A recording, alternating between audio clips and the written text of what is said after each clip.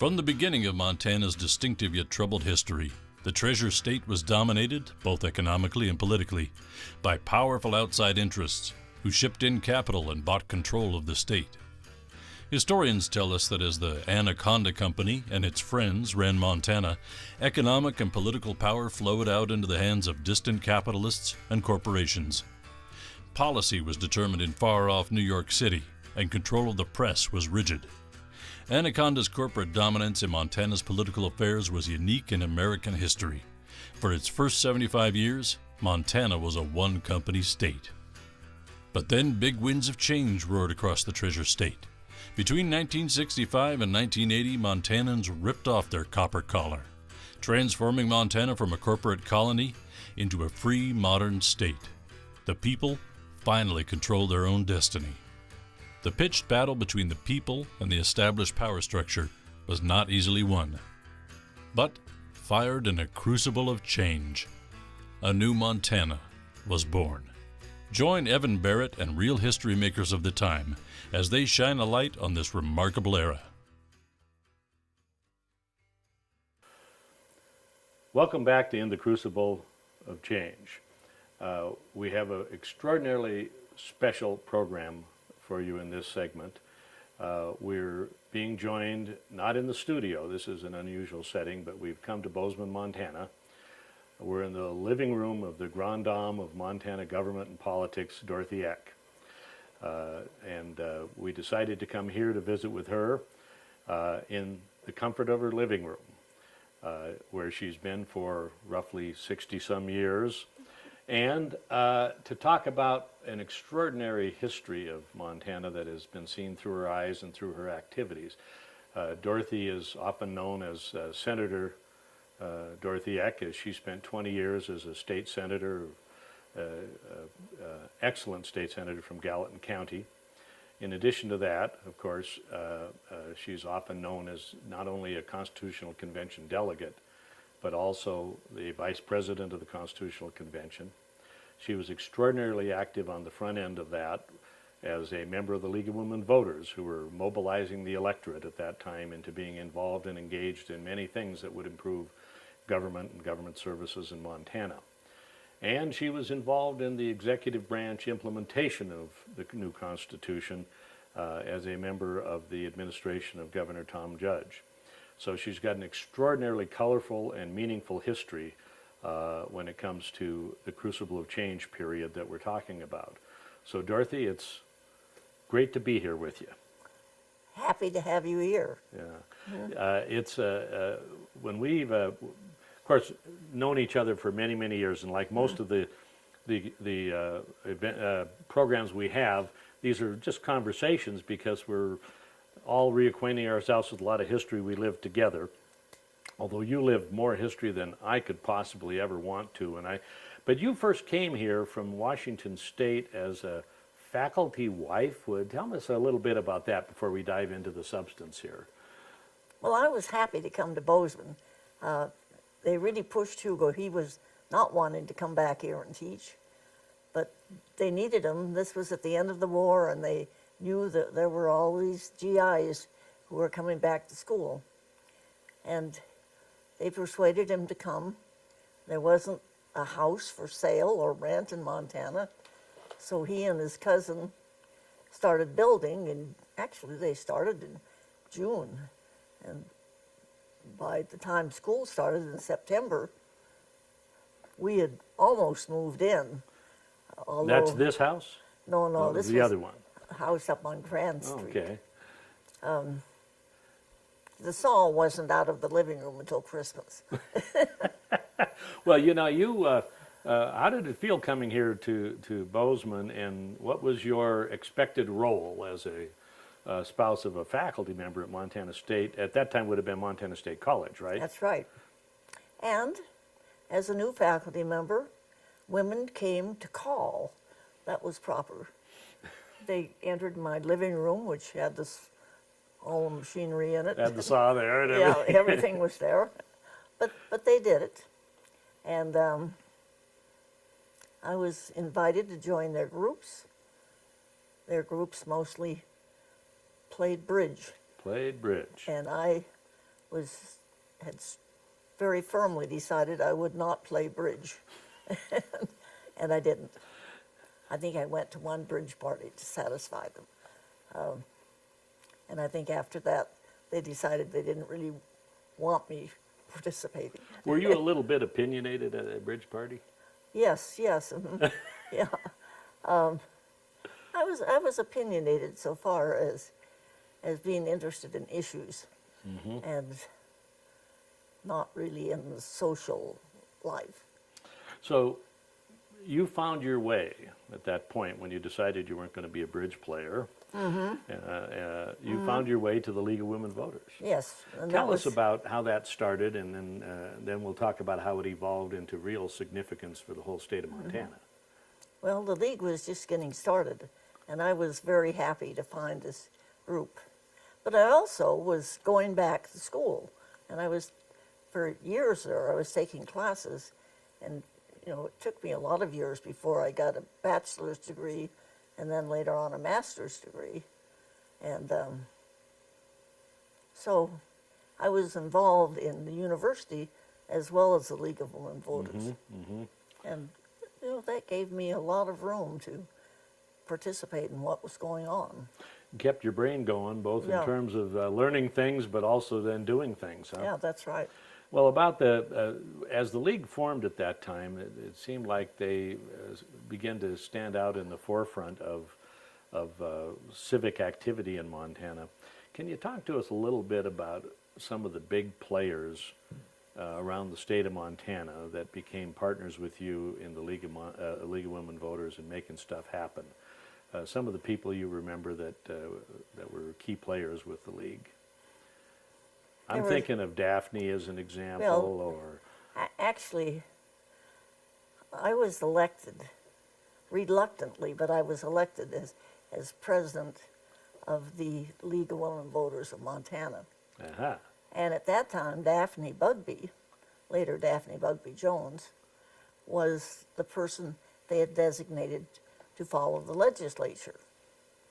And so when the legislature came into session, I came over with Daphne, and we didn't know what we were doing, but we did a lot. You did it. Yeah, things were not that well organized. I remember we would go up and pick up copies of whatever bills had been introduced in a day, and go back and shuffle through them and decide which ones the League should be supporting. And the League had a lot of physicians in the state and nationally too, so there were a tremendous number of bills that we would have an interest in, and we selected too many of them to begin with. Now, you were from here, and she was from Missoula. That's right. All right, so you met in the middle in Helena and took on the legislature. Yes. Now, in those days, we were told in other programs that in those days, a lot of times the bills were written by Anaconda Company lawyers. That's right. And the Anaconda Company thumbs up, thumbs down, up in the balcony had a lot to do with bills passing or not. Would that be a fair reflection of the way things were? Actually, when we moved here and built this duplex, we had to rent half the duplex to veterans in order to get materials.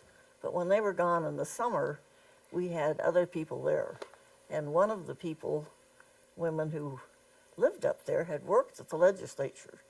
And she was the one that kind of filled me in on what went on with thumbs up and thumbs down, and how much the Anaconda Company and Montana Power really controlled what was going on.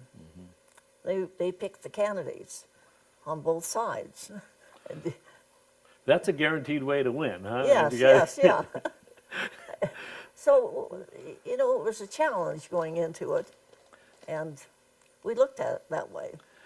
Now, Gene Tidball, who for a while had been the head of the Legislative Council when it had been formed, and I don't know if they were probably about that time was when they were relatively new, the Legislative Council, and he was the first attorney to kind of head it up, and he said when he was looking at, they typed up 4 copies of every bill when they first got them introduced, and he knew where 3 of them went, but he couldn't figure out where the 4th one went, and so he had his staff look around and say, well, where does that 4th copy go? And then they came back and they reported it went to the Anaconda Company.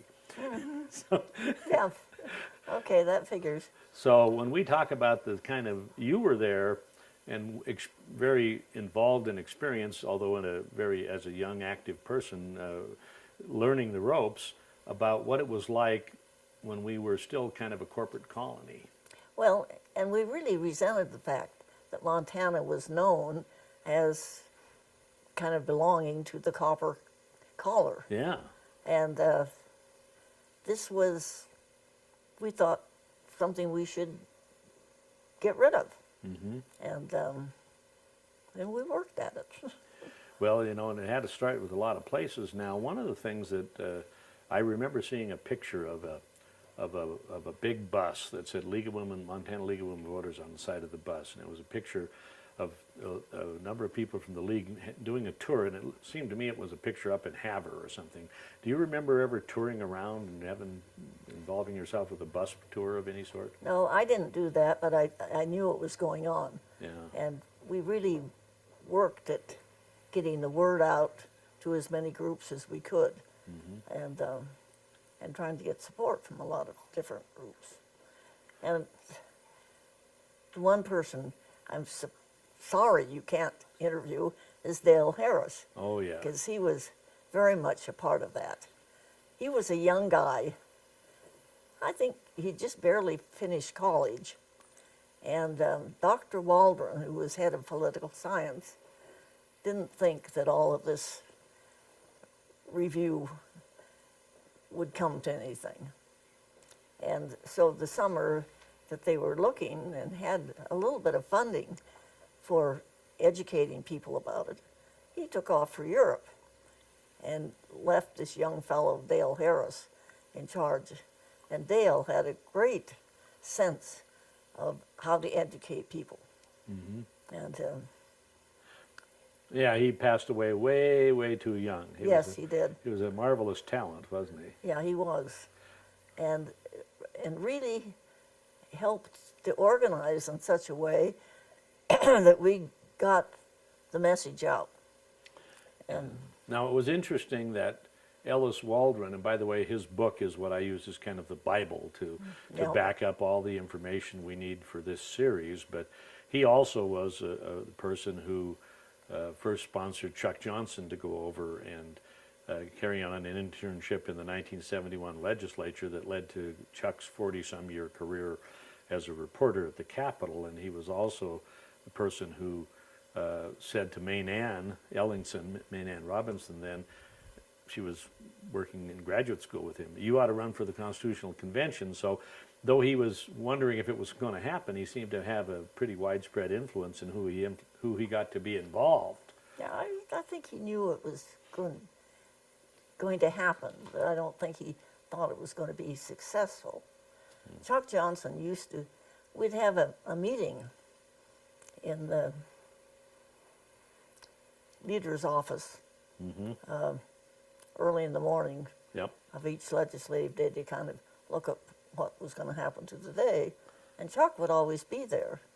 And he was challenged on that. Why should he be able to be in this as a newspaper reporter? And but I think they let him stay. I don't think they kicked him out. I think the provisions of the Constitution that you helped pass provided for that kind of openness, and eventually the court said even the caucuses had to be open. Yes. So, there's no And this was one of my main thrusts, was the right to know. Yeah. In other words, making sure that the public had a right to know what was going on and participate.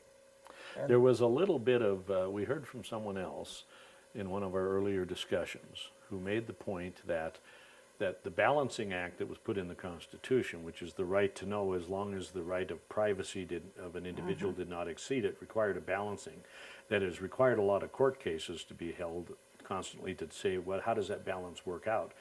But by and large for Montana, it's worked out on the side of sunshine. yeah. And that was, there were people who were very much in support of the the right to know, who really threatened to pull out entirely if they left in the right to privacy. And I think there was a question about whether or not the newspapers, if they didn't have it done right, would support the Constitution.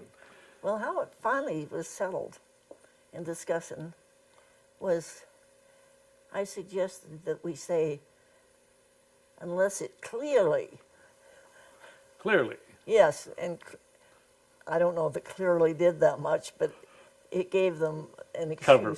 Yeah. Yeah, that's good. That's good language. That's Yeah, good yeah, language, and yeah. it's an extraordinarily clear use of language that holds up in court somehow. Yeah. Every one of them has to be judged individually, but it's that. But that's good. It happened. Yeah. And we have a right to know that is far beyond almost any other state. Yeah, You, I'm sure, are very proud of that. I am.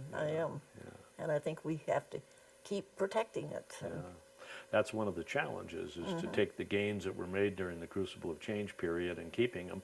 Now tell me, back before that again, when we were talking about the League of Women Voters, it seemed like that activity of the League had kind of reached a crescendo in 1970 when there were two things. Well, it would have been 69, because in 69 the legislature created, they received a study that said that reorganization needed to be done and the Constitution needed to be looked at. And so they put on the ballot, after the legislature went ahead and created a reorganization commission, they put the 20s plenty provision on the ballot, and they put the call of a constitutional convention on the ballot. So it was the voters of Montana deciding whether or not to call a constitutional convention.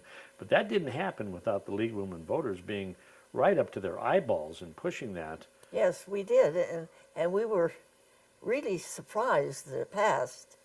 Overwhelmingly. Yes, but afterwards we were kind of rejoicing out in the hallway, and someone said, well, you know, look, girls. they called us girls. This doesn't mean that this is actually going to happen. It'll just be one of 3 things that'll be considered. But that wasn't the way it was. It was going to happen. We were in a period of change right then, and people were looking for change. A part of what they seem to have recognized, one of the main dysfunctionalities that people saw with the state government that everyone could kind of see, was this legislative stuff. It had become kind of what everyone in Montana understood was this place didn't work with 60 calendar days and stopping the clock at 11:59 on the last day and keeping it going and putting a shroud over it and all that. They didn't get that. So I think the legislature itself was one of the reasons it happened. They realized that they had to take action in order to make it really happen. And we had learned, if there was any reading done, we had learned that given the provisions of the old Constitution, which is no more than 3 amendments could be put up in any year, that you could never get things changed unless you had a convention, because there was just too much to change. I think it was that 30% of the provisions of the Constitution needed to be thrown out completely and replaced. That was what the study showed. And so there's no way to do that without a convention. Oh, So you got the convention. Now the 20s plenty was another thing. oh that was good. Tell us about what you got out of it, because that's when I was first involved in this stuff, was in that executive reorganization. Give me your reflections on the League pushing the executive stuff and how it all evolved from your perspective. Well, to begin with, the League followed any major activities or committees meeting in Helena. And the committee looking at government organization was a natural. And you know, the situation was terrible. There were Almost 200 agents. Yeah, Boards, agencies. bureaus, commissions. Each with their own board and not really responsible to anybody. So it was important, and we sat through that. And I'm not sure how the 20s plenty came up, but it seemed to work, that we needed fewer organizations, and 20 was one that had worked in Colorado. Colorado was where it came from. And so that was plucked out, and we pushed it. and everybody else involved pushed it. I think everyone who sat through those hearings realized that the situation we had was totally irresponsible. So, You know, I think a case was made that the people that benefited from the executive branch being chaotic, where nobody was in charge, were either the outside vested power interests on the outside of the government who didn't want a strong government to look at them, or the bureaucrats, yeah, the people that got their paychecks. they wanted things just the way Keep it they the did. way it is. So those were the two pockets of resistance, but citizens were not getting a good government. I think they kind of knew it. But I think that what we've heard in other programs was that when Forrest Anderson ran for governor after his history, which was an amazing history of being on the Supreme Court, 12 years as Attorney General, a county attorney, a Supreme Court justice, that he actually wanted to be governor. And he wanted to govern. And so he thought, to make this govern, we got to make these changes. Yes, And, let me govern. Yeah. And they went to Colorado and found that they had this amendment in Colorado to limit it to 20 departments, and threw that in the mix late in the '69 session, and everyone kind of said okay, and off it went onto the ballot. And I assume that and the 20's plenty thing that you campaigned aggressively in favor of it, I presume. Yes. And successfully. It made sense, and sometimes people want to support Something sensible. something that makes sense. Yes. You know, sometimes you wonder, but oftentimes it works that way. And of course, you know, I was on the staff, the initial staff of that commission, and the last remaining member of that commission, Tom Harrison, did one of our earlier programs in the Crucible of Change series, and talked about how when they finally had the hearings, the only people, it seemed like everyone was opposed to it, but it was really the vested interests and the bureaucrats. And he said, as legislators, we looked at it and said, one, well, we What do we expect them to expect? be against it. Yeah. And number two, that the sword of Damocles in the form of that 20 department limitation was hanging over the legislature. They had to do it by that point. So mission accomplished in a way. But that same election had the Constitutional Convention call on it. I think it was great that they were together, because I think that helped support the idea of a constitutional convention. Yeah, because all this argument about the ineffectiveness of the executive branch helped play into the need to make lots of changes. Actually, the big change got done with the 20's plenty, but nonetheless, it was part of setting the fabric, the climate. And both of those passed with a huge percentage, almost 70%, I think, on both of them. Yeah, I don't think it was a major battle at all at that time. And then, of course, now they're going to the '71 session, and they started getting ready for a new constitution, and the Supreme Court did something that was probably helpful to you, but every other citizen of Montana too, when it ruled that sitting legislators couldn't be members of the Constitutional Convention. Or people who were holding office. Any office in Montana. Which included you. Well, I wasn't technically a cil office because I had no authority, but that was a narrow interpretation. Yeah. But anybody elected, for sure, Yeah. and anybody had any juice, and I wasn't one of those, but couldn't run, and so the door was open for a fresh face. Oh, we had so many of them. Yeah. And remember that in the '71 session, how many women legislators there were? In '71, there were only two. Yeah, one in the House and one in the Senate. Yeah, Tony Roselle and Dorothy Bradley. Take us a second and tell us about your urging Dorothy to be a legislator. Oh, well, this was because of Earth Day. And the first Earth Day here turned out to be a marvelous affair where That was in early 1970. and all kinds of groups participated. And the number of people that showed up at the Student Union building to listen to these speeches and to participate in the discussions, it was exciting. And Dorothy was very much a part of that. And when it was all over, we were sitting around kind of discussing what had happened and what we could do now.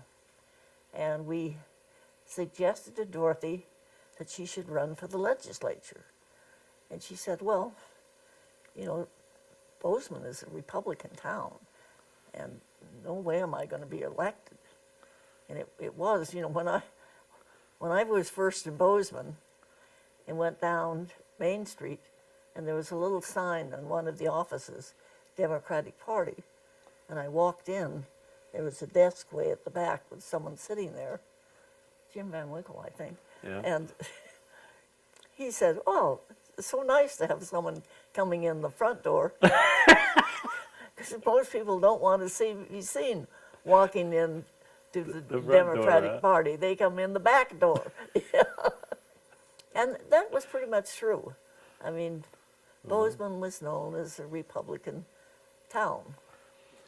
But we persuaded Dorothy that she had a message that, Fit the times and yes, and it was really important to her, and that if she was a candidate, she would have a lot of opportunities to go out and share that message with people.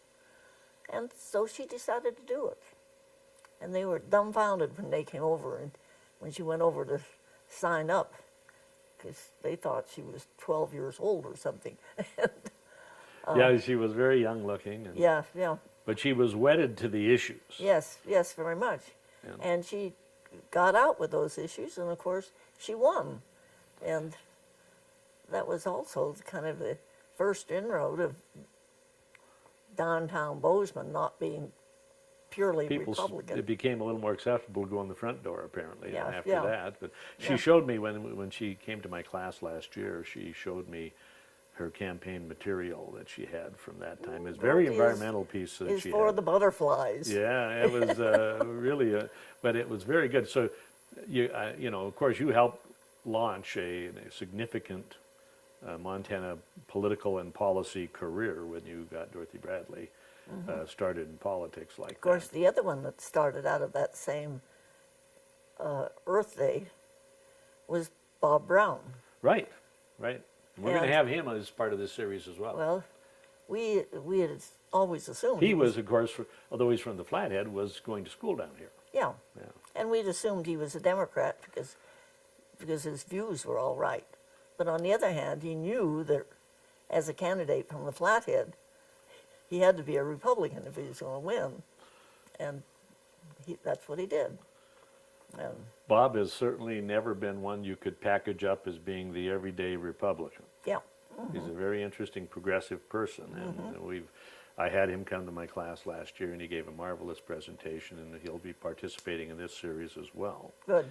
And but so you did that, but here we all of a sudden we have suddenly passed and put on the ballot these things, and now you're able, with no legislators able to do it, to run. You're able to think about running for the Constitutional Convention. Tell me, was that an easy decision? Was it a natural progression? How did it come that you decided to run for the ConCon? I don't think there was ever any question in my mind. Yeah. I mean, I thought it was such a good idea and wanted to be a part of it. And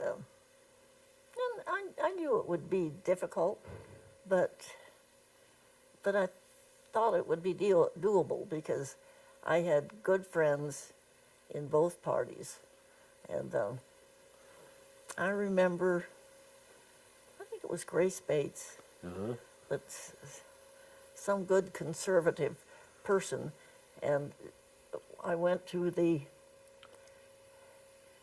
dinner that the Potato Festival has, I think it was. That have been down in Manhattan. And, Yeah. And she took me around and introduced me to people. And then she went back around and said, you know, you can vote for Dorothy because she's a good Christian lady. yeah. Grace got elected herself, Yeah. and she was a conservative Democrat. Yeah, But a good lady. Good lady, yeah. Yeah. So you decided to run, though. It was kind of automatic. And how'd you turn out in the election? How many in this county did you? I think I did very well in the election.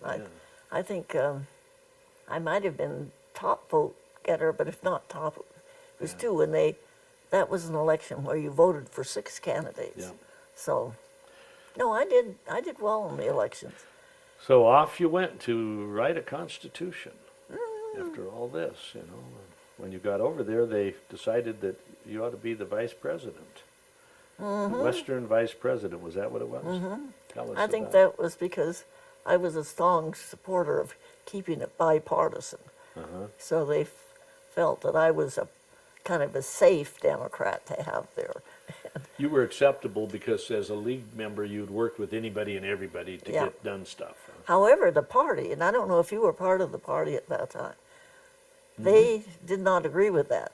And they felt that because the Democrats really won a lot more seats We than the, kind of swept into that with that sales tax election, yeah. yes, that we should control the convention. And I didn't agree with that. Well, you Yeah. know, I was the executive director of the party at that time. I had gone from the governor's office down to the party. And basically the message I got was Support stay Grace. away, well, stay away, Oh. first of all. Okay. We don't need this partisanship up here, and we don't need a bunch of lobbyists up here. We just want to do our job. And it was an off year, 72. And so I stayed away. Now, I wasn't the chairman of the party, but as executive director, I stayed away. But I suspect there were voices from the party that called for a stronger partisan tint to the, but you guys kind of wiped that out in one fell swoop with the seating proposal that you had. Somebody said they thought that was originally a Chet Blaylock idea. Was that? I think it was. I don't remember. He but- might have gotten that from saying we sit alphabetically in the classroom. Why wouldn't? Yeah. I don't know, but you know, Chet, having been a former Democratic Party state chair, suggested if he's the one that did, and that this seating alphabetically, what a marvelous thing that was Oh, to it break was. down the barriers. Tell us about that and how that worked. Well, it worked wonderfully. We had, I had Republicans sitting on both sides of me. One of the Republicans had been mayor of Great Falls, and she free will got her directions. That was Marion Erdeman, was it? Or? Yeah. Huh? And on the other hand was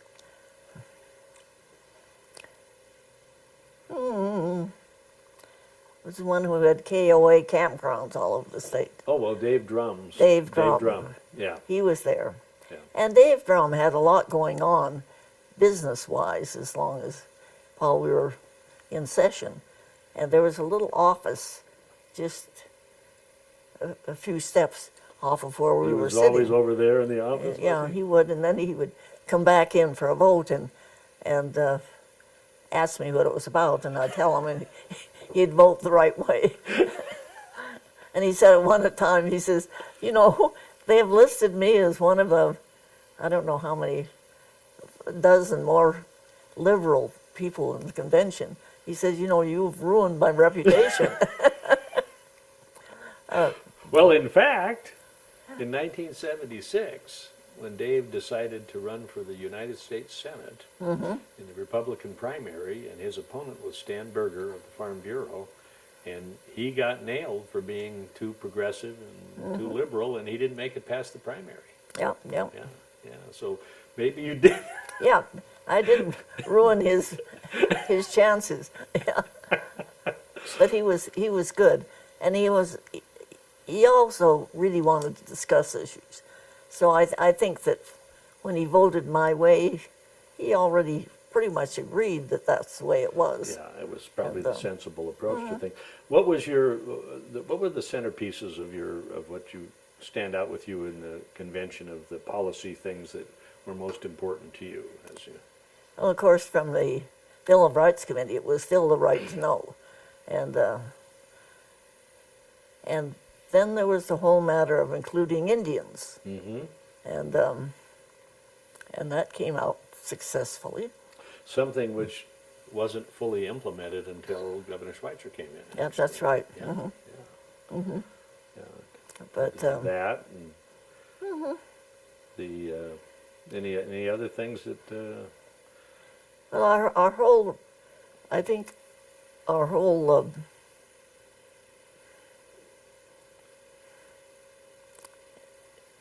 committee on the Bill of Rights Yeah.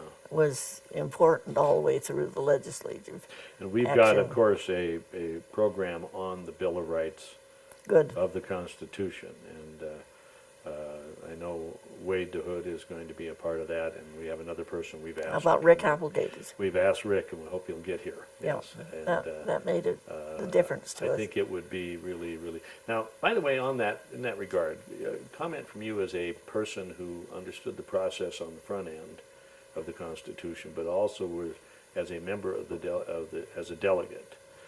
We're on the receiving end of the assistance of the staff and the staff of the commission and the reports. Tell us how important it was, the way Dale and the commission structured the input to the convention, and how valuable that was or wasn't, and the people that were doing it. Well, he pulled together this group of newly graduate students and gave each one of them a topic to write on. And they put together little books for us.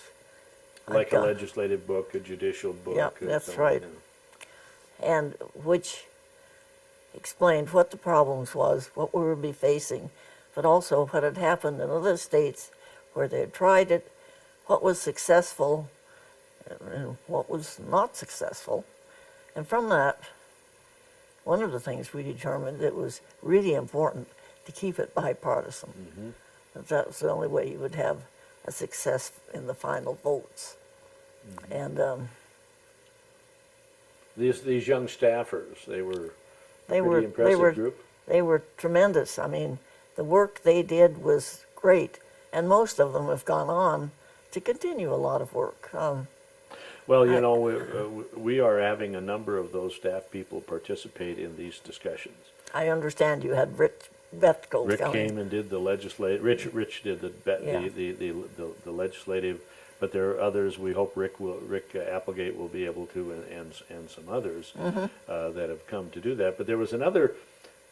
They all came out of the commission, which did the studies up front. But once the convention started, there was a young fellow that was brought in, who was the coordinator of the committees that you got to know, by the name of Max Bacchus. Oh, Max Bacchus, yes.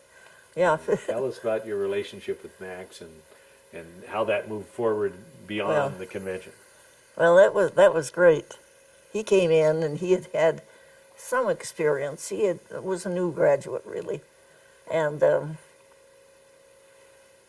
He'd had a little SEC experience in D.C., but Yeah. he came out of Stanford, and his job was to work with the various committees to make sure that they had the information and the resources they needed and so on. But it was also obvious, and he was criticized for this, for saying that what he really wanted to do was become a senator from Montana. Well- And people said, you know, that's something you can want, but you shouldn't outright Don't say say it it. out That's, loud. yeah, that's preposterous. But he did. he had been. I've seen this really wonderful photo of Max when he had been to Boys Nation, and he's standing there, and he's with Lee Metcalf and Mike Mansfield, and I suspect that photo was hanging on his wall in addition to his memory when he was saying, "I want to be a senator." Yes. And, but he performed obviously at the convention well, and then did you give him some advice? Yeah, we talked to him about he needed to. He had just come back to Montana, and his family was He from was a Helena. prominent Helena family. And yeah. we said, you know, you don't want to run from Helena. You want to run from Missoula. And what you need to do is go over there, and you go door to door. And he did that. And He kind of opened a law practice so that it gave him legitimacy. yes. He wore a plaid shirt and went to how many doors? Probably every door in the county. Yes, he did. And he, in this election where they were electing 6 people, he came in second. So he did well. That was in the 72 election, which put him into the 73 legislature. And in the 74 election, he was running for Congress. That's right. So You apparently gave him good advice. Yes. And Well, a lot of people gave him advice, and a lot of people really supported him. Some of them didn't. It was interesting that at that time is that I was state local coordinator, and Dean Hart was state federal coordinator, and worked primarily with Mansfield, which meant that I had good contacts all the time with Mansfield. And Mansfield really let the governor know that I should stay on the staff, because he was skeptical of what, I think Mansfield was skeptical, maybe the governor too, of what he called the Montana Mafia, which was probably a group that you were putting together from the state of I have no idea. of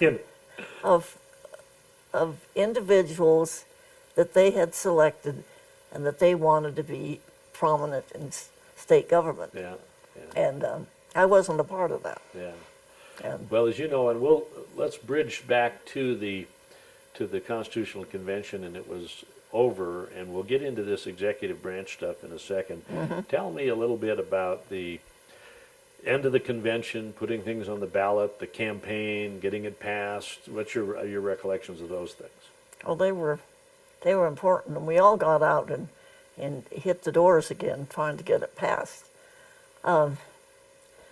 They also put together a committee in Helena, and this again.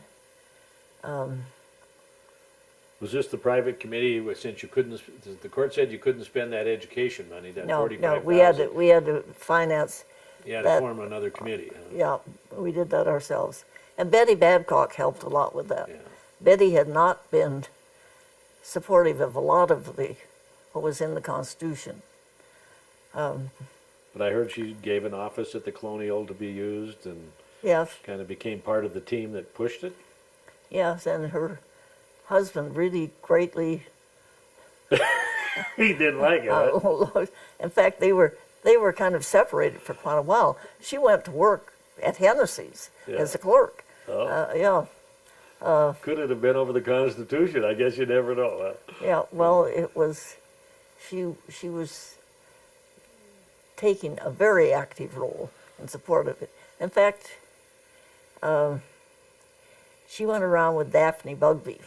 The two of them went all over the state. A Democrat, a prominent, well-spoken Democrat, and a prominent, well-spoken Republican, and they made a lot of difference. They were a good team on that, and I think. Now, for those who predicted that it was just going to be another event and it wouldn't actually happen, it came pretty close to not happening. That's right. It was came to was the not votes. easy. No. So all that work really paid off. It was only a couple thousand votes difference, and it ended up having to go to the Supreme Court even to be adjudicated. So, but all of a sudden, it was passed, And they couldn't take it away. couldn't take it away, and it needed to be implemented. And all of a sudden, we looked up, and Tom Judge was elected governor that fall, and Forrest Anderson was stepping out after one term. And Tom Tom Judge. Judge's chief guy was, Ron Richards, well, or its campaign man, it was Larry Pettit. Larry Pettit it Yeah. was. Yeah, and Larry Pettit put together this group in Helena, Transition group. a transition group, and asked me to come over. And I came over. I mean, I was a great admirer of Larry Pettit. Yeah. Would do anything.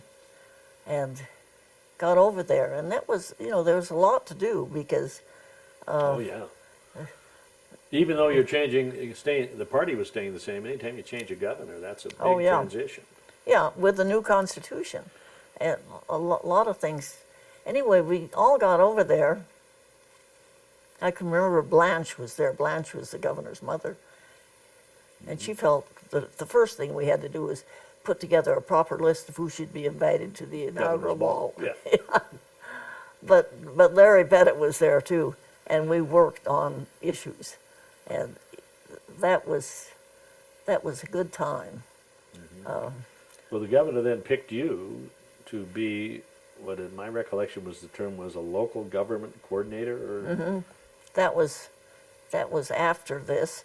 You know, to begin with, they expected me to do a lot of work on transition to the new Constitution. Ah. But actually, they had hired a staff person who did that really tedious work, going through all of our legislation and looking at the minutia that needed to be changed because of the new Constitution.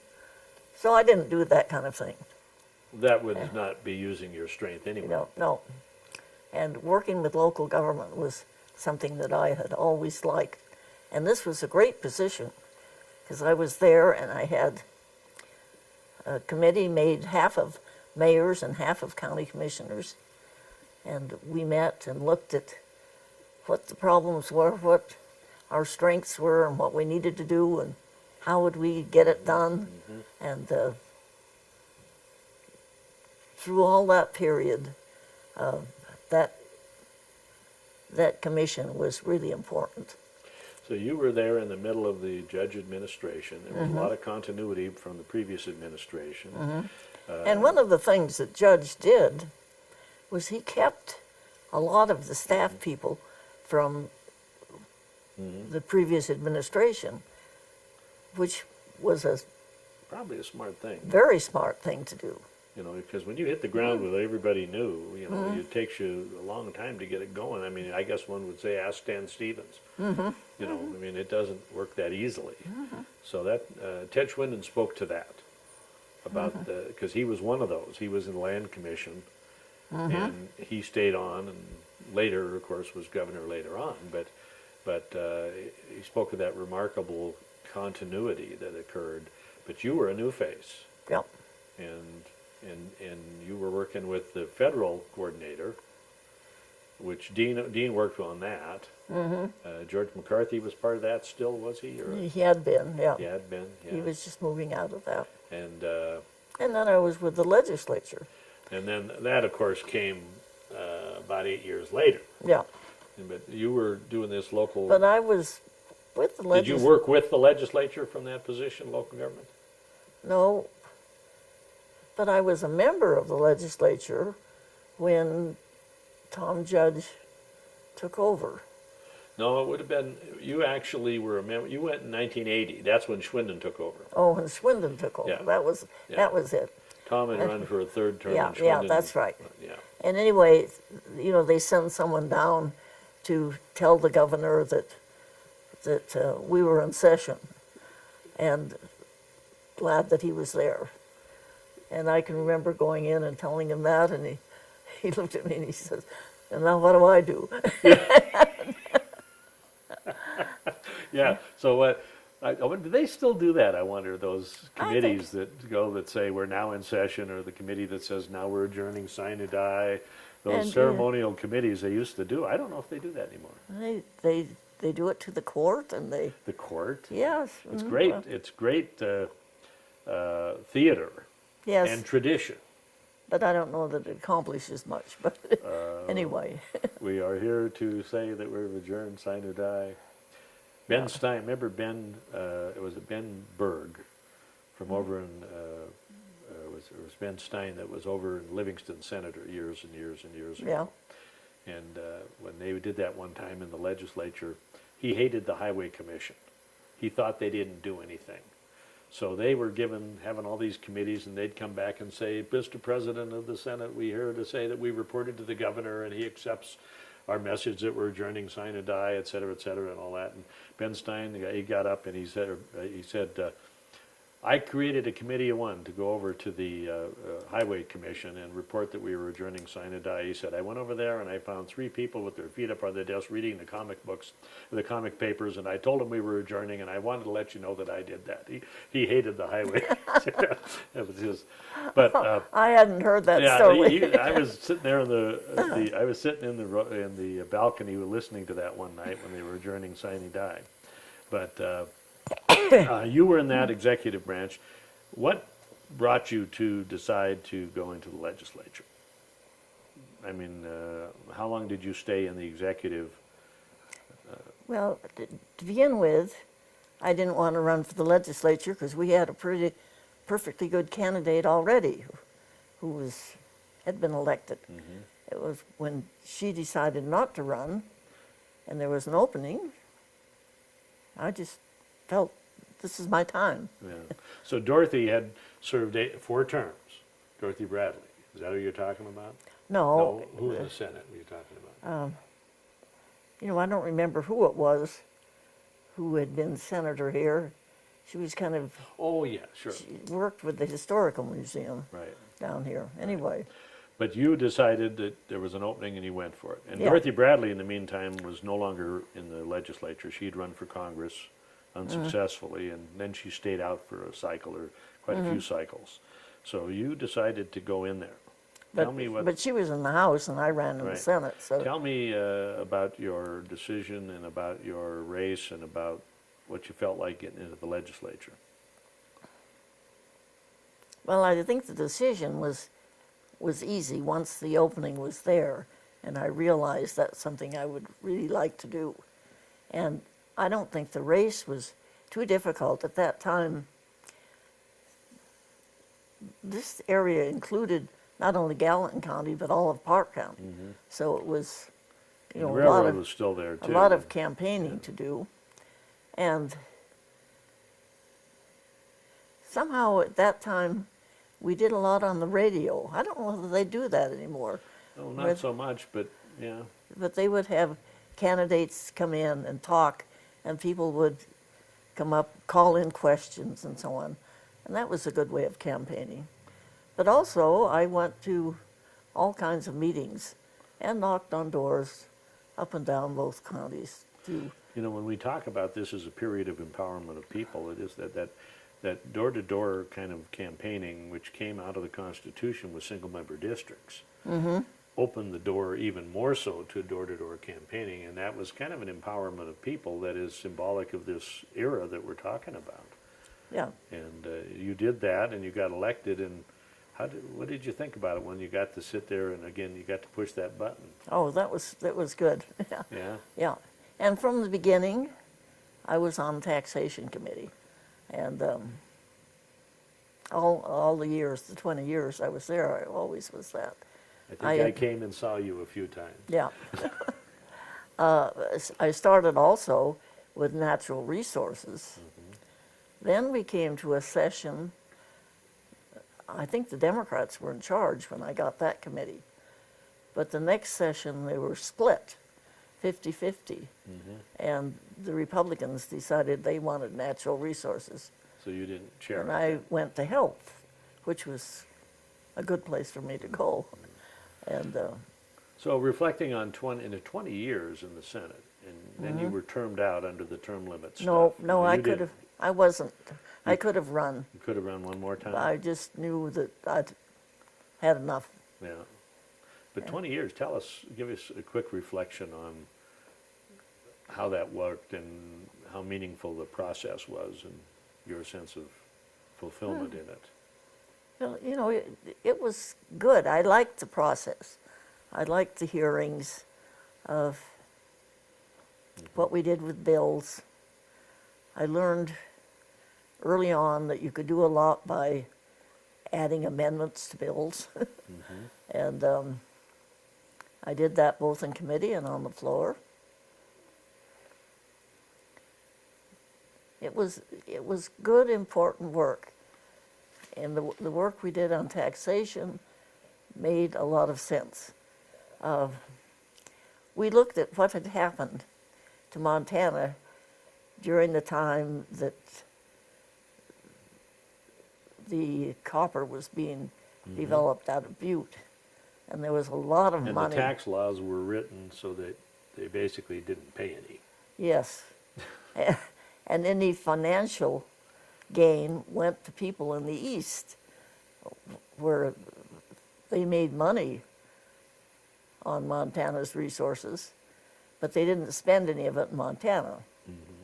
So that was one of the things that had been criticized and we looked at in taxation, that we wanted to be sure that Montana got enough of So that was the period when you moved from a net proceeds to a gross proceeds tax on metals, Yes, And I think mining? it was that period. which made a big difference. Yeah. Sounds just changing one word, but it made a big Yeah. difference. One of the things that happened when I was first into local government is we had one of these big wheelers come from the coal industry saying, you know, there's going to be all this development. And we want to know what you think would be better for Montana. Would it be better for us to put all of our facilities in one area and have one big city, say a couple of 100,000 in eastern Montana? Or would it be better to have maybe 10 cities of 20,000 each? And I was flabbergasted. And I said, you know, you don't have any idea of what it takes to put together a city. You know, the schools, the housing, the water, the electricity, the streets, all of that. The net effect of that was they didn't get that big, number one. Number two, they did form one city, but it's Colstrip, but that's only a couple thousand people. Yeah, yeah. So it didn't, but that also spurred Ross Toole writing The Rape of the Great Plains and a lot of people being very alert to that, and it led to some good reclamation laws and coal severance tax laws that you were undoubtedly part of as well. And we realized that in order to do what you need to do to have the facilities, you needed tax money. Yeah, there's a And- radical idea. And the tax money had to go, a good part of it, to the local areas. So that whole thing was interesting. Well, you know, yours is a marvelous, marvelous story. Can you look back all these years, and as we look at it, very few people in the history of Montana have had the breadth and length of experience that you've had. That's because I've lived so long. We all aspire to that. But many of us live to that length and don't have the impact Yeah. that you've had. And I know you're a very unassuming person that way, but you've made a great difference in the history of Montana. So our recent Senate candidate, I know, just sent down a photo to you, and she mentioned that she was standing on the shoulders of giants when she signed that picture, because that's how she looks at you. And that's how so many people look at you. That's Amanda Curtis, That's Amanda. and we're expecting good things from her.